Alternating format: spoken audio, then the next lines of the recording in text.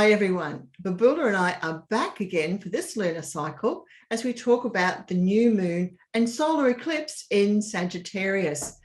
And I'm really keen, I have been looking at the astrology for December, but I'm really keen to hear Babula's thoughts about what we are about to go through, starting off with this new moon solar eclipse. So take it away, Babula. Yeah, we're in a really big time, and we knew that November, December were going to be very, very strong and significant, and they absolutely are. We're in the thick of it. So, we've had the lunar eclipse, Taurus, Scorpio, and the solar eclipse, new moon, is coming up on the 4th in the late afternoon, and that's Saturday in Australia. So we've got the moon and sun conjuncting. Is that right? That's right. So, every 4 weeks, the sun and the moon joint come together and form a new moon. And then every 6 months, because the new moon aligns with the nodes, it forms an eclipse. And no need to go technical about that. But yeah, that's what happens. Every 6 months, those lunar cycles form lunar and solar eclipses. And they're So a solar eclipse is like a new moon multiplied many, many times in its energetic impact, Yeah, it's like an invigorating burst of energy. Yeah, it's extraordinary. And new moons mark the end of a lunar cycle and the beginning of a new one every 4 weeks. So when it's an eclipse, that same theme is very present, but much, much stronger and more significant. So we often experience this, particularly if that solar eclipse is directly impacting something in our chart. If it's hitting off on something in our own chart, and this one's at 12 degrees of Sag, so Sagittarius. So around those couple of degrees of 12, you might have something at 10, 11, 12, 13, 14. The lunar eclipse is really activating, triggering that point. So that makes it particularly strong. Just while we're on that topic, it actually hits the ascendant of the United States of America. So that's a very strong activation point, very, very strong indeed. And Australia's birth chart has Venus at 10 of Sag and Uranus at 14. So it's sitting right in the middle, so close to that Venus-Uranus conjunction. These eclipses are very, very strong triggers, activators, catalysts for change. Big things happen. Unexpected things can happen. They are markers of, something coming to closure and some new energy coming in and so on. Yeah, so like but that burst of energy too. Yeah. There's lots happening in Australia, as we know, lots of rallies going on, etc., all around the world, of course, but yes, Australia, it affects us mostly.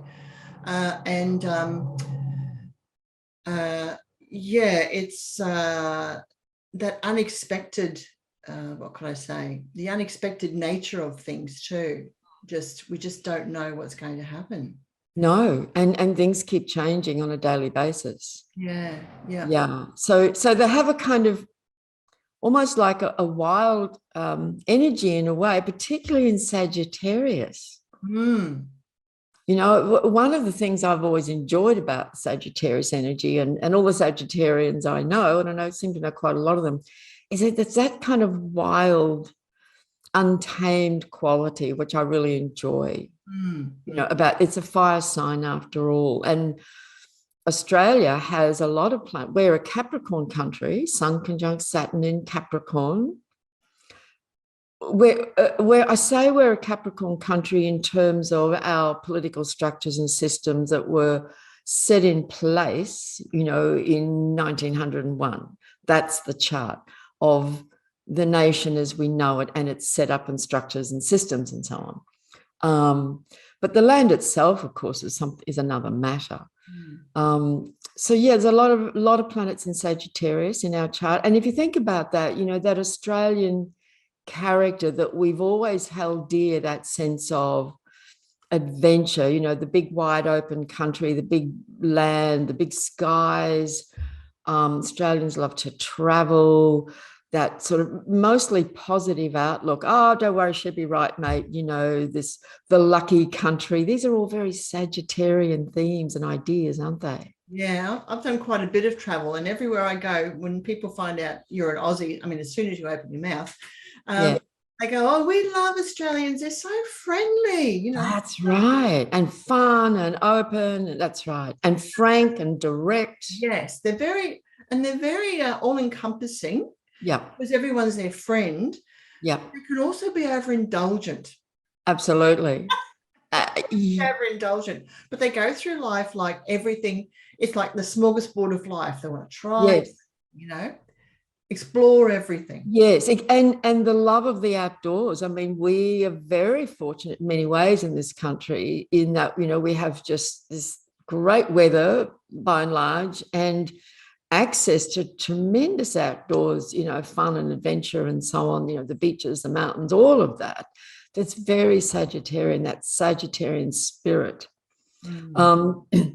So Sagittarius, when you get down to the really like the main themes, they're themes of truth, freedom, and our belief system. So this eclipse is going to really highlight those issues. And we know, and, you know, Sagittarius got a lot to do with publishing and the media and issues around freedom of speech and the shadow of that, which of course is censorship. And, you know, Facebook, so even just in the last week is really amping up its censorship big time. I mean, it's been going on for 2 years, but it's taken another kind of surge of that to a whole other level. So with new laws being passed about, you know, anti-trolling under the guise of anti-trolling, put it that way. Absolutely, you know, to silence people, but good luck trying to silence Sagittarius.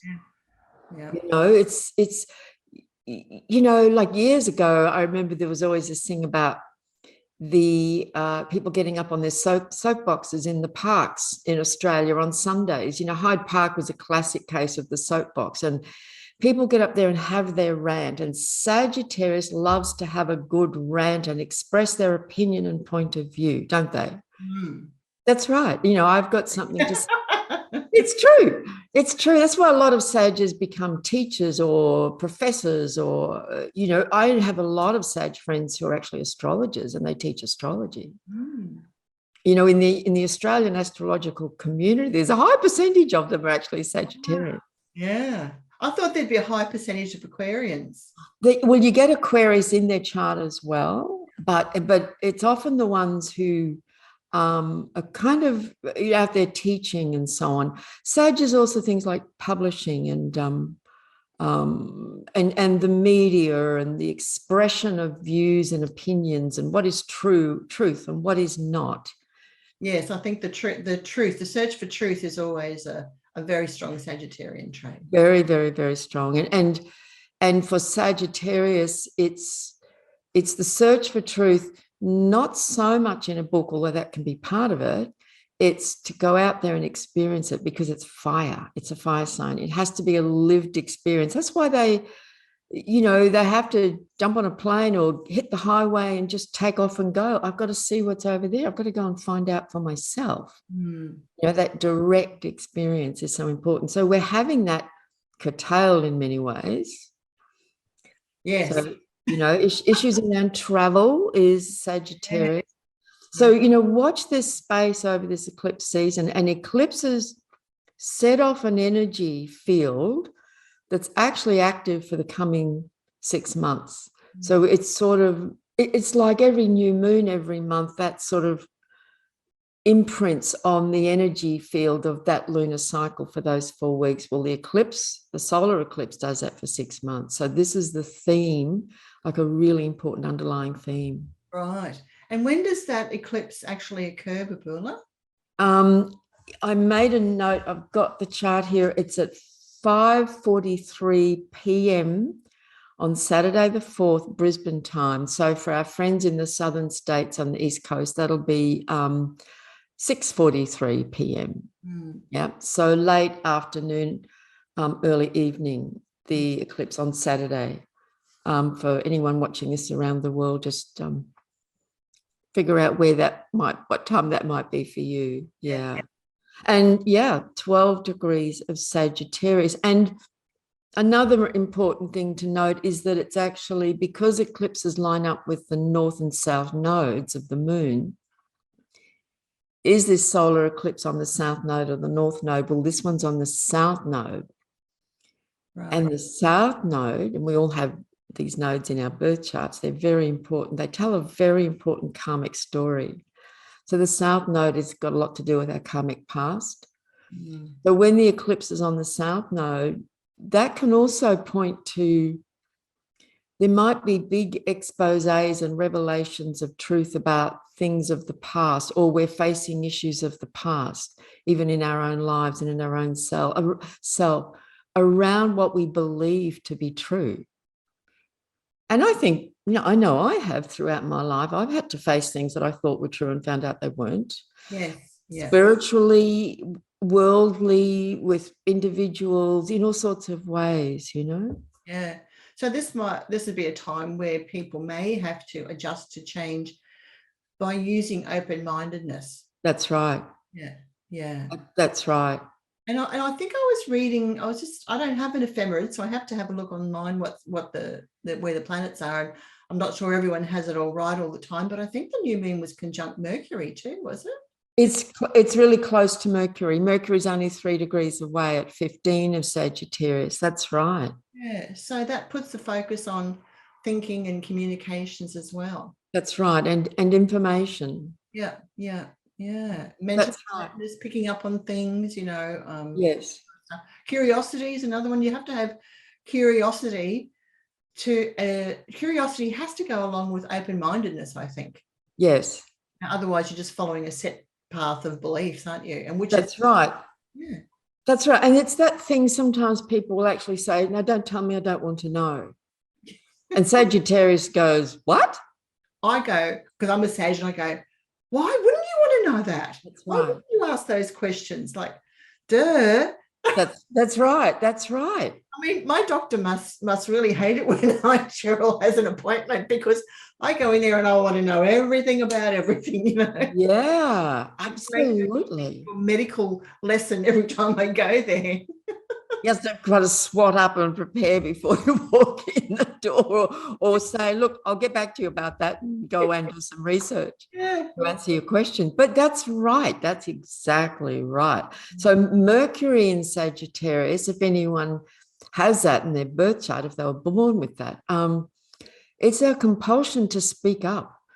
Like I have to speak up. And because it's a mutable sign, at best, the mutable signs are very flexible and adaptable. And a wise Sagittarian will own up and they go, well, actually, I got that bit wrong. This is what I've just found out, so it's continually, at its best, willing to adapt and a change to new information that comes their way, and you go, well, actually, I've just found out more about that, or I got this piece wrong. Yeah. Yeah. It's naturally very honest. Yes. Isn't it? Yeah, I find it hard to lie. That's exactly right. Sagittarius. Yeah. I don't like it. No, I don't like it. That's exactly right. It's because it's the quest for truth. It's the quest. And that's what, the quest is the journey, the truth, seeking. It's the sign of the seeker. Yes. Spiritual seeker, the seeker for truth. It rules things like journalism, and the whole career path and industry of journalism is under a big cloud right now. Yes. And the whole media system, just I kind of wonder how journalism is even taught. How are they trained and taught? Because there's so much evidence that they're just all given scripts. It's often the same script all across the country, and they're just reading like actors reading a script. Are they actually really investigative journalists? Yeah, and what I find fascinating is that the public's attention to mainstream media, and acceptance of it without that questioning. And I guess that may have something to do with that Neptune energy we were talking previously about. Yes. Yeah. So we'll get So Neptune, one of the things of Neptune, it can be that sense of hypnosis. You know, like Neptune would absolutely govern hypnosis and spells and dream spells and the fogs of illusion and not seeing. And you know, Neptune's been very present over this last week because it's stationary. It's sitting at the station. It's been retrograde for just over 5 months. And it's now come virtually to a standstill and ready to move direct again. So it's like this, and I'm seeing it everywhere. People are like all online and like, I'm so confused. I don't understand what they're telling us we can do and what we can't do. And you know what, I'm none of this makes any sense. I'm completely confused. I'm hearing that everywhere. Astrologically speaking, that's absolutely a reflection of the strong presence of Neptune right now. Yes, and I as a hypnotherapist myself, there is an induction process that to induce trance. Yes. So with that, and I'll just talk about this because we're on the subject, is that with the media, they're pacing and leading the public. And that's what you do in a therapeutic situation. But in this situation, that's how you bring on this mass trance, is you're riding along with the public, but then you're pacing them, and then you lead them, and you keep pacing and you lead them. And then you go into that full hypnotic bloom state. Wow. I remember last year I watched a video by, it was an older man, and he was a professional stage hypnotist. And he literally took us step by step through the process about how this works on a mass level with a big audience. And it even starts with the advertising of the show before people even turn up into the auditorium. Yes. And because they're so experienced and trained in this, they can tell as they're scanning the audience who are the susceptible people and who aren't. So they can just read it. So they pick out the people to come up on stage because they know they'll be good subjects. Isn't that fascinating? Yeah, I've done it myself. You know that when you're talking, because I talk to lots of groups of people, yes, all types of subjects, and it's the people who make eye contact with you all the time. They're the ones who are the most easiest to work with. Yeah. Wow. Isn't that amazing? Yeah. So, and that's what's happening on worldwide stage, is people who are making eye contact with what the media is saying, what the government is putting out, etc., regardless of what your opinion is. But if you're I hate to say it, but I'm going to say colluding with that process, then you're going to be dragged into it. That's right. And it's like, you know, Neptune is all these veils of illusion where everything is morphed and merged. And it's now spiritually, it's an amazing energy, but on these lower levels, you know, it's very kind of murky and confusing in there. The confusing fog. We're not seeing straight. Yes. Yeah. Yes, it's right. Like trying to look into the dam water to see the bottom of it when it's all been stirred up by the cattle. That's right. That's right. And you can't see. Yes. Yeah. Yeah, amazing. So, yeah, and you know, every 6 months when we're in eclipse season, it's always a very strong time. And I know I'm having lots going on in my world. Like every day is just full, and things keep changing and shifting. And it's not terrible. It's not like bad. It's just a lot is happening. Yeah. And that's very usual around eclipse season, but in the public arena, big things happen around eclipse times. And as I said, if it's hitting something in your own chart, that eclipse will be particularly significant for you. And I've researched that. I've gone back through my own life and looked at, for example, all the solar eclipses, just quickly scanned through. I've got the big program that lets me do it, to go, oh, that year, that one was on my sun. So I stop and I think that year, and I can see, yes, that was a really powerful, important year. You know, there was an eclipse right on my sun or right on my ascendant or something.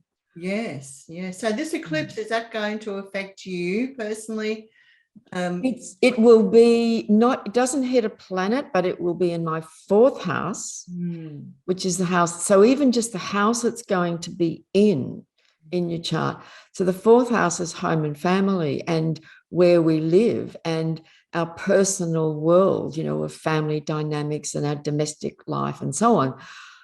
So it looks like it's been all very uncertain and keeps changing in the last 6 to 8 weeks. And all of a sudden, it looks like I'm about to move house. And so I've kind of been a little bit mentally prepared for this, but now like it's on and it's going to happen really fast. So it's all systems go. That's the eclipse is right in my 4th house. Yes, yes. Because my 4th house is Sagittarius. And just on that note, I have moved house so many times. It's such a Sagittarian thing. You know, you've got Sag down there at the base of the chart. And yeah, you're not likely to stay put very long. Yes, it's real gypsy life. Yeah, and I've lived in different countries for short periods of time, not for really long periods of time, but yeah, it's the old gypsy thing. Okay, yeah. So Mercury, Sun, Moon, all in Sagittarius on this eclipse. By the way, where the eclipse will actually be impacting mostly in the world in terms of where it will actually be happening and visible will be Antarctica. Ooh. And right across the sort of southern area of Australia, South Africa, you know, like Melbourne. So I'm not talking about Melbourne's chart. I'm speaking about actually over the land itself. South Africa, New Zealand. So right down in the southern part of the planet, this eclipse. So that's always interesting to see geographically, you know, where the eclipse is located in the world, because that will really impact that part of the world. Yes, I know a lot of things are happening in New Zealand at the moment. So yeah, they certainly are. Yeah, they certainly are, and that's right. It's interesting that it's happening in across Antarctica too, around the sort of northern area that, you know, part closer to Australia. It'll be interesting to see if any chunks of ice go moving. That's right. That's right. You know, like it's always iceberg. For the astrologer's mind, it's like, you know, oh, I must see what's going on, you know, when this one comes, you know, like on this eclipse, like we pay attention to what's going on in the world and knowing that things are going to happen. Yeah. Okay. So, yes, themes of truth, freedom, and beliefs. So, and again, it's South Node. It's clearing out the old. I mean, that's going on with me. You know, when you pack up and move house yet again, the wheelie bin gets full, and you're taking stuff to the op shops and getting rid of stuff, clearing it out, and ready for a new. Because this will be a very significant new move for me, even though I've moved many times. Yeah. So because it's on the South Node, will we sort of be inclined to question old habits and behaviours? Definitely. Yeah. And old ways of thinking, old beliefs and attitudes. Yeah. And looking for, I guess, new ways to make progress in our lives while letting those go. That's right. That's right. It's a release of the old and like a doorway, a portal, if you like, opening to something new. Yep. Yep. Yeah. Yeah.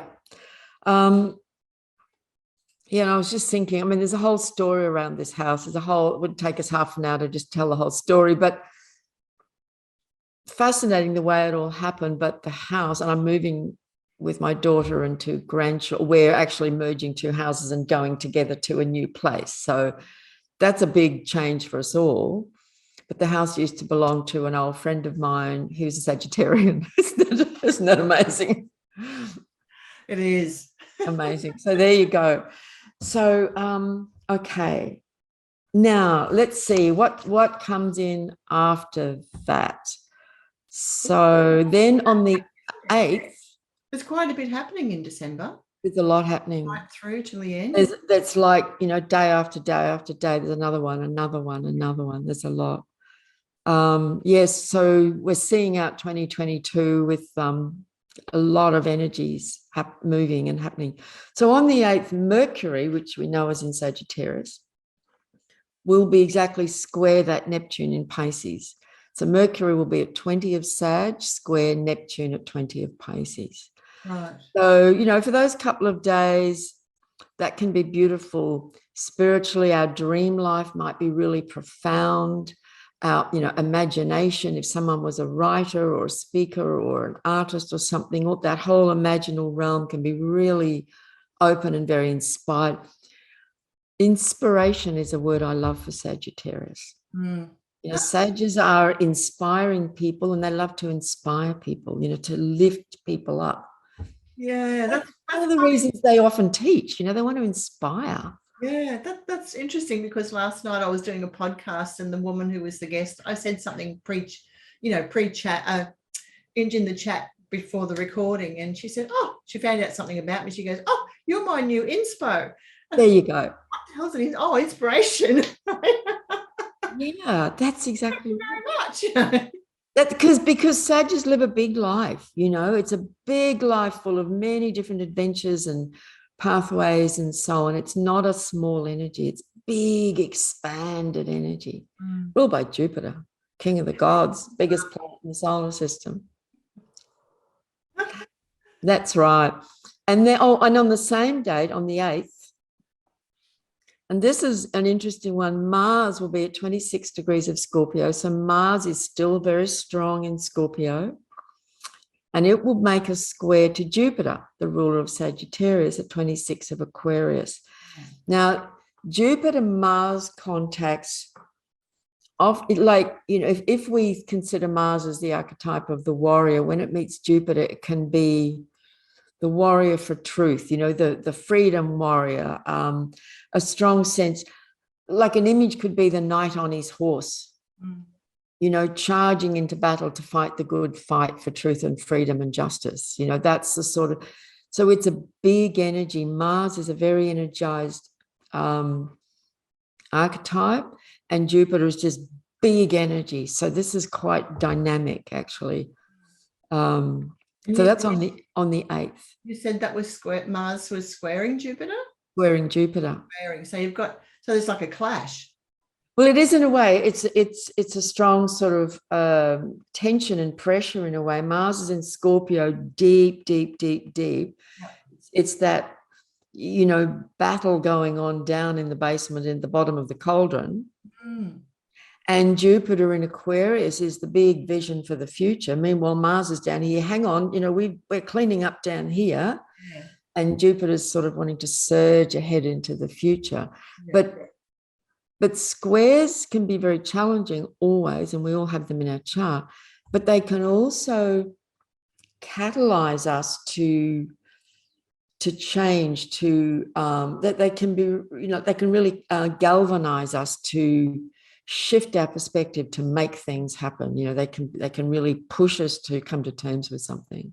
Well, that's interesting. So 8th of December. Well, that's right. My birthday. Well, watch this space.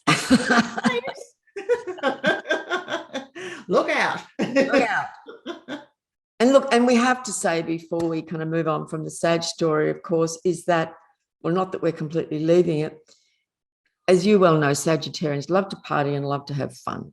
So, you know, at this time of year when the sun's in Sagittarius and there's planets in Sagittarius, in normal times, you know, it's time for party and celebration and fun. There's a sense of the end of the year's coming, the holidays are coming. That's a bit, you know, subdued at the moment. A lot of people are going through a great deal of distress. But there's still that energy is on option. And I would encourage people to make sure in the midst of all of this, we're kind of doing what we can to have a bit of fun. It's really important to keep our spirits up. Yes, very much so. And I have been fulfilling my Sagittarian duty. Exactly. Good girl. That's right. And getting people together and just having some fun. Yes, yes, yeah. Yep. That's right. That's so it's not a superficial thing. It's a really important thing. It's cathartic. It is. Yeah. It's at the end of the year. By December, people have like burnt out, you know, like this. That's right. especially through November, because there's a lot of energy goes on in November typically, and a lot of busyness, you know, leading up to the social side of it. And you make a switch, don't you? The switch flips into using that energy for a lot of stuff that you have to do to then things that you want to do, you know. That's right. It's like that's right. You know, it's like a celebration. A celebration. It is a very celebratory energy, actually. And, you know, while I totally understand and acknowledge that people are going through some really, really hard stuff, I also want to kind of say something about, this might be controversial to some, but there are dark forces in this world, on this planet, and they literally feed off and harvest our negative energy, depression, fear. Yeah. So there is a great spiritual battle going on, massive, on a massive level, in ways that we can't even fully comprehend. But it is so important in whatever way we can that we try and keep our spirits up and do small things to just go and enjoy ourselves, even if it's just like Sag is the great outdoors, like get out into nature and move your body. In the body, Sagittarius rules the hips and the thighs and the legs. Think of a stallion. The body has to move. You've got to use and get it moving. Go out for a run. Go out for a good hike in the, you know, in the bush, up, you know, go hike up Mount Cootha or something. It shifts the energy really quickly. And get out under the sky. It's very rainy at the moment, but you know, or play sport or whatever that is. That's very Sagittarian. It's important. Yeah, I find that when I do things like that, it takes it from here, into the body, and then the body movement processes it and releases it.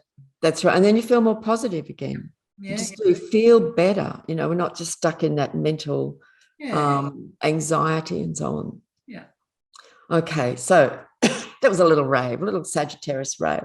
Now on the 12th, and I'm not a Sag, but I still can do a Sag rave. So on the 12th, and this is significant for a reason, Venus, who normally moves through a sign in 3 weeks, I think we touched on this last time, is in Capricorn now, and she's going to make a conjunction with Pluto at 25 degrees of Capricorn. And why that's important is that on the 19th, Venus is going to turn retrograde. So Venus is already slowing down. And when she makes that conjunction with Pluto at 25 of Capricorn on the 12th, she's really slow. She's going to be sitting there with Capricorn, with Pluto for some weeks, and she's going to turn retrograde and keep moving really slowly but backwards. And she'll gather a little bit of speed and sort of go back through Capricorn. She's going to make 3 very strong conjunctions with Pluto through to like February of next year. That's a really significant thing. Yes, this is quite important. So, you know, Venus is the goddess, the feminine principle of love. In an earth sign, she's got a lot to do, which is Capricorn. She's got a lot to do with our values, what our heart values, what we value, what we love, what we appreciate, what is truly important to us. So we're going to get to reevaluate our values. Yes. Capricorn things often get stripped back down to the bare bones, to the essentials. Like we might come to terms of, well, actually, I don't need that anymore, and I don't need that anymore. And I've just lost my job. I'm going to have to really like get a really clear budget worked out. I mean, this is reality for many, many people right now. Yeah. Making perhaps some tough decisions. But it's not all gloom and doom. But there's something else important. Venus is literally a money planet. She rules Taurus. Yeah. My suggestion is that people make some really sensible, practical decisions and choices about what they do with their money, with their savings, with their finances. Big things are moving behind the scenes around, and I'm not a money expert. Please, nobody ask me, because I can't offer advice with that. All I can say is I would be taking steps to try and protect what you have. And this, I mean, that information, that idea is coming from many different directions, from many different people. It's been spoken about for some years, actually. This Venus retrograde in Capricorn, strongly connecting with Pluto, I think highlights it as part of the whole agenda that's going on the planet. And I just think it's something we need to be aware of and pay attention to and make some decisions in very practical ways. Capricorn's practical. Yeah, there's a lot of issues going on around money at the moment with the banks. And I see that Westpac has just received a hefty millions of dollar fine for improper practices. And, you know, my daughter and I are, we look after my mother's finances who can no longer do it. And we closed that her Westpac account a couple of years ago. We said, oh, thank goodness we did that, you know. So yeah, just moving things around to places. Yeah, and I actually have friends who've had letters from banks just in the last week, and there's just this alert. Hello, this is you know, this is part of, I mean, Uranus is in Taurus for these 7 years. That's the part of the big background story around money and finances and world economies and systems and so on. But now Venus, the Taurus planet, is here. So yeah, I just want to put that out there to people, just to not freak. There's no freaked out message here. It's just like, get really clear-headed about this and get very practical and grounded and sensible. That's very Capricorn language. Yes, very much so. And yep. I'm putting the name of that bank out there because it's already in the news. So yeah. It is. Yep.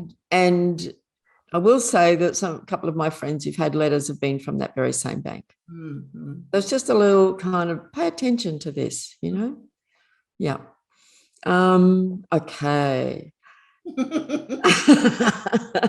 The bag today, Babula. Go for it. Okay, so on the 13th, the following day, I think some people will be very relieved to hear this. Mars leaves Scorpio and goes into Sagittarius. So he comes out of the underworld terrain, having done very important work down in there, that warrior energy. It's like you could say on an archetypal level, you know, the battle has been taking place deep underground behind the scenes and in the shadows, like the battle is, and it is. Yeah. And now it comes into Sagittarius on the 13th and will be in fiery Sagittarius, the sign of truth, for 6 weeks. So that will be a noticeable shift of energy. Yes, another well, a truth warrior, really. Exactly. Yeah. Exactly. As Mars goes through signs, you could actually use those words for, you know, what kind of warrior is Mars in the different signs. And in Sagittarius is the truth warrior. Yeah. Well, go for it, Mars. Get on with it. We need a bit more truth. Yes. And now, you know, in normal times, you know, the old normal is gone.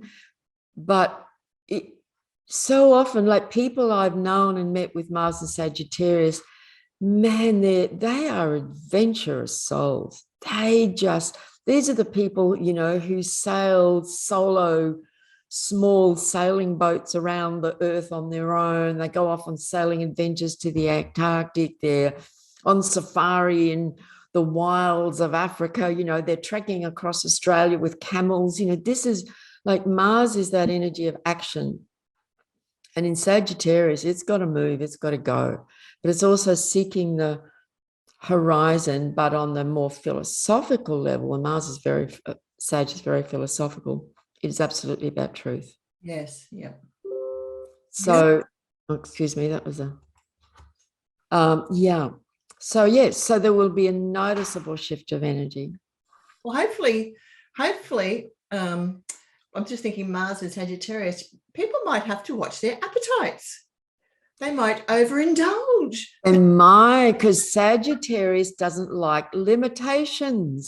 No. So if you find yourself putting on weight, contact me because I do online hypnotherapy. That's right. But it is a real issue in Sag. Yes. You know, it's that love of like, oh, I just want everything, you know, and it's not a greedy thing. It's just that it just lives large. Yeah. And it does. It just lives large, and it doesn't want to be denied, like just all these experiences and the joys and the pleasures of everything life has to offer. Yes. And coming down to the more practical day-to-day stuff, I find that when I make meals for people, I'm always overcooking. Always. That's right. You know, it's like, well, you never know. You know, people say, what, are you got an army coming for dinner? You know, like, well, you never know. Yeah. And you know, some people, I also notice when I go into some food places and they're making a sandwich or a bread roll or a wrap or something, I say, what would you like? And I say, everything. Double. Exactly. Try everything. Yeah. Exactly. Yeah. It's a big energy. It's amazing, isn't it? Yeah. Don't skimp, don't hold back. Give me the lot. No. I hate people skimping on food, particularly. Yes. And I think it is a sign of abundance. Yes, it is. And abundance, harvest, you know, and the celebration of all that. And that's right. My first husband was Italian. So my in-laws, my mother-in-law was a fantastic Italian cook. And I loved going over there. And she was the same. She made all this food. And I swear I was Italian in a past life. It's very, I think Italy is very sad in a way, isn't it? So exuberant. Yes, exactly. Full of joy and energy, you know, just that energy of that land, country, and the people. But, you know, I've been to a couple of things at your place, and there's always like you walk in and the food, and, wow, look at all this. It's fantastic. And it's so welcoming. It's so like there's plenty for everyone. Yeah. It's a beautiful thing. It's a beautiful thing. So, yeah, Mars in Sag. This is very much the quest. It's a bit of a reflection in a way of that Mars square Jupiter that happens on the 8th, you know, and then Mars leaves Scorpio and goes into Sag. This is the quest, the night on a quest. And I think one of the things we're going to see is a lot. So while he's in Scorpio, he's, as I said, he's doing these battles behind the scenes, deep in the underworld. Out in Sag, he's like, okay, now we can come out with it. So I have a strong feeling for those 6 weeks. So that's the second half of December and pretty much all of January. I think there's going to be a lot more revelations happening. There already is, but they're happening, you know, from alternative media sources. They're not in the mainstream. So I'd be curious to see if the mainstream media narrative starts to change. Yes. I saw a switch in that earlier in the year, and I thought, oh, something's happening here. Yeah. We may have been talking about some Sagittarius energy at that time. Right. But then it seemed to just switch back again. So it may have been a moon or something like that happening. So it'll be very, very interesting to see, you know, what goes on there. And then so that's the third. So we've got the 12th, Venus, Pluto, the 13th, Mars into Sag, the 14th, Mercury leaves Sag and goes into Capricorn. So Mercury in Capricorn is for about 3 weeks is very good for just pragmatic thinking, right? Getting organized, you know, sorting yourself out, getting very pragmatic. Yeah. You know, that the mind's going to be there and looking at things in a very realistic kind of a way. And then the following day on the 15th, see, it's like day after day after day, there's something else.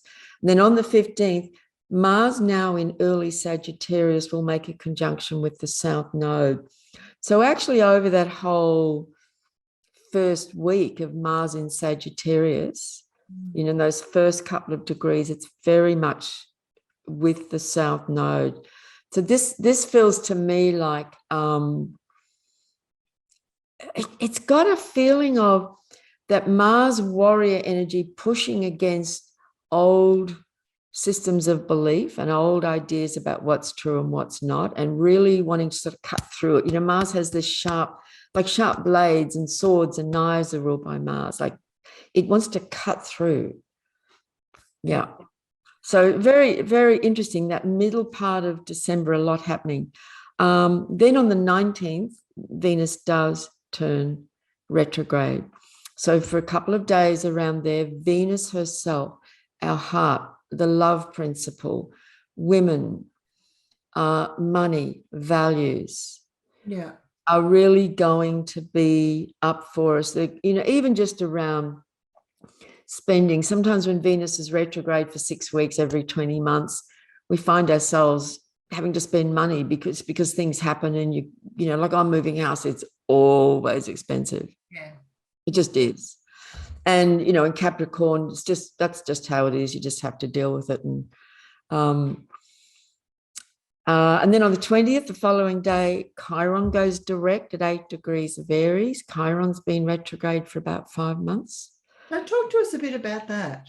Okay, yeah. So I'm a big fan of Chiron. Chiron is traditionally, we refer to Chiron as the wounded healer. It's the archetype of the wounded healer, but he's also very much a bridge to higher consciousness through the wound. So when I speak of wounding, I'm speaking of our own emotional, psychological wounds from childhood, from past lives, from, to do with relationships or whatever. It can also very much be to do with the body, physical injuries, illnesses, and so on. And the message of Chiron is always that the wound is a messenger. There is a message in the wound, and it's really important that, we often have a tendency, if we're in pain or hurting in any way, give me a pill, give me a fix. I don't want to feel this anymore. Where's the Band-Aid? I want to get rid of this. Chiron says, no. We have to face this, because healing will only happen if we enter that doorway of the wound and look into it and discover what it's really about, what it's really telling us. And in that process, so the journey is important. It's the healing journey. In that process, we awaken more, so he's really this bridge to another level of consciousness, but we have to face the painful issue, whatever it is. And in Aries, Chiron's in Aries now for 9 years. Oh, wow. Yes, the head. Aries is the head in the body, the brain. It's also blood. Yeah. Big issues going on around blood at the moment. Yeah. Yes. And there certainly are. Yeah. Things that penetrate our skin, whether it be a sharp knife in the kitchen or a scalpel or something else, is an Aries thing, like something sharp has penetrated in, right? And there might be bleeding or not. So these are Aries themes. Aries is also the sign of war and battle and conflict and aggression and anger, and it's fire. Yeah. But it's also the sign of the birthing of the new, and that sense of urgency to push forward. And any of you who know any Aries people, and I know lots of them, that's always the Aries energy, like, oh, I'm not interested in back there, I'm going forward. And they're always pushing into the new territory. It's very pioneering. But there's this energy of fiery aggression often. And there are themes, well, Chiron's in Aries for these 9 years or so, of war and battle and conflict. Yes, yeah.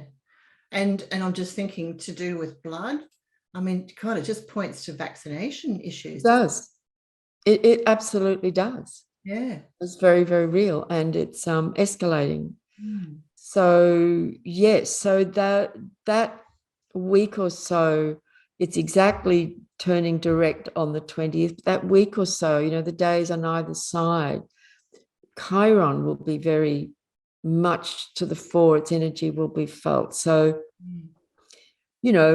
anyone who's astrologically minded and follows this, you can just follow these and pay attention, not only to what's happening around us and in the world, but just what we're experiencing ourselves, like, oh, why am I? So we might be finding ourselves feeling like really agitated, for example, and getting cranky, or feeling like we need to blow off some steam or something like that. Yeah. That Aries energy. And I suggest people do, but do it in a positive way. And Oh, exactly. And do it consciously and yeah. not lashing out at other people, but just recognize like, I need to blow off some steam and do it in ways that are healthy and clean. Go for a jog. Go for a jog, go for a run, go to the gym, you know. Diffuse Or energy. but my thing is I just put on really strong music and shut the windows and turn the volume up and just move my body. That's what I love to do. And that just shifts it really. And I let myself, if I'm feeling really angry or frustrated, I let myself fully feel it and make noises if I need to and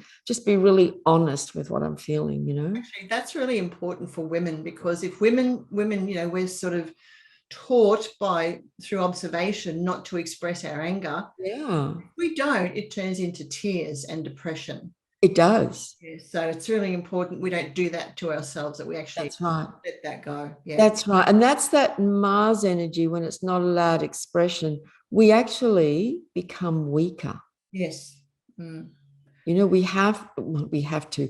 It's really helpful if our Mars is strong and healthy in a as positive way as possible. Yeah. Otherwise, we implode. That's right. And that's not. And then other people would go, why is everybody always so angry around me? It's because we're disconnecting from our own energy and life force and anger. So other people start showing up who kind of, yeah, you know, it's the mirror projected reflection. Yes, yes. Yeah, I have a lot to say about Mars. I think I need to do another workshop on Mars. It's just so important, and it's an energy, particularly women. Women will often want to kind of, oh, I don't really want to talk about Mars. You know, that's not nice, or it's too aggressive, it's too angry, but it's so important. I think that we're in the times of the rise of the divine feminine, as we've often talked about in your workshops and Zooms. And I think it's, you know, it's learning how to express that Mars energy. Yes. As a divine feminine being. That's right. You know, and she doesn't hold back. She doesn't go around decapitating people's heads like Carly, but she, you know, she certainly stands up with, you know, from her inner strength. That's right. Exactly how it is. That's right. And is clear and straight about where she stands and what's okay and what's not okay, which is a big issue for women, as we know. Yeah. Well, for some men too. I'm not sort of only speaking of women, but for women particularly, Mars is often a challenging, quite difficult energy to come to terms with. Yeah. And then on the 22nd, I didn't make a note of, let me just double check, excuse me for a moment, when the, I didn't, usually I make sure I've made a note of when the next full moon is. So the full moon will be around about the 18th or 19th as Venus is turning retrograde. I didn't actually check that. I apologize. So, but just looking a little bit quickly through to the end of the year, and we'll run out of time in a minute. On the 22nd, the sun will go into Capricorn. Now, that's another important time because that's the solstice. Yes. And that's a really important time every single year. And this year it happens on the 22nd. Yeah. And then, of course, on the 24th, on Boxing Day, we have the final Saturn-Uranus square that's been playing out all through 21. You said the 24th? 24th, Boxing Day. No, Christmas Eve. Oh, Christmas Eve, I beg your pardon. Thank you, Sheryl. Christmas Eve. And that's been the main background story of this whole year. And it's like everything that's been playing out since about October, it's all this build up to this final Saturn-Uranus square. So, you know, we're kind of going out with a bit of a bang. On the 25th, on Christmas Day, Venus retrograde makes another exact conjunction with Pluto. So Christmas this year is quite strong. Yes. And it will be, given that there's so much happening for people and families. Yeah. What is very nice, though, is that on the 29th, Jupiter moves into Pisces. And that just feels like, that's dreamy, isn't it? I would really recommend people just take a few days off right at the end of between Christmas and New Year and do as little as possible. Yeah. I will be. I'll have moved house with my daughter and 2 little children, and, you know, merging and unpacking 2 households is going to be massive. So we're just going to lay low for a number of weeks and just take our time and get settled and just chill as much as possible. And that Jupiter is going to really help. So that's my suggestion for people. Yes. If you can get to the beach, to the coast, you know, if you're lucky enough to go away for a week, if you can go by the sea or near beautiful waterways. Or even just go for a picnic at the park on the Brisbane River or something like that. Exactly. Yeah. Don't have to spend a lot of money. You do not. There's some beautiful areas in Brisbane around the river. And I hear that people are having a lot of trouble traveling at the moment. So maybe you don't want to. Yes, well, there's a lot of rain too. There's a lot of, you know, flooding going on around the place as well. That's a bit of an issue. That may have passed by then. We'll wait and see. Yeah, yeah. Well, as usual, that's a lot happening. It's a lot happening. That's all. I'm just looking at the yeah, that's wow. That's a lot of markers for December. 1, 2, 6, 7, 8, 9, 10. And there was one I missed that you said 11 or 12. Yeah, 12 marking points through December. That's right. Yeah, of things happening. And all put together, that just means that a lot is happening and a lot will be happening on so, you know, personally, individually, family systems, in the collective, in the world at large. You know, a lot is happening. It's a lot. Yeah. But we're all being, in my experience, it just feels like we're all being stretched. Yeah. Because we're in a process of evolution and we're being stretched. You know, how much more can you take? Oh, okay, I can take that on and I can take that on. Oh, I need to stop here. I feel like it's evolution, like it's like the evolution of people, regardless of what their stance is on anything.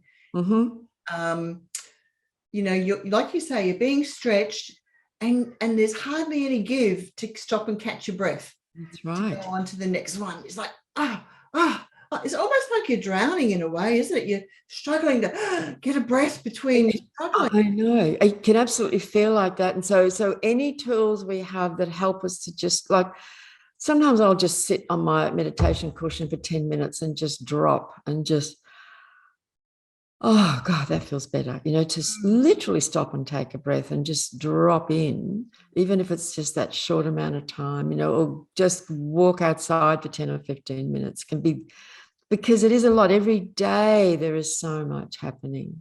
2021 had its own energy. It was disruptive, that's for sure. And I remember that I just laid low. A lot of us laid low for a bit long periods of time because of all the restrictions. Yes. This year we haven't had as many of those restrictions in movement, but so the year for me has just gone boom, so fast, you know, and I'm just sitting here going, my goodness, it's December, you know, wow, that's amazing. Next year, 2022, we'll have a lot to say about that as we're going through the year.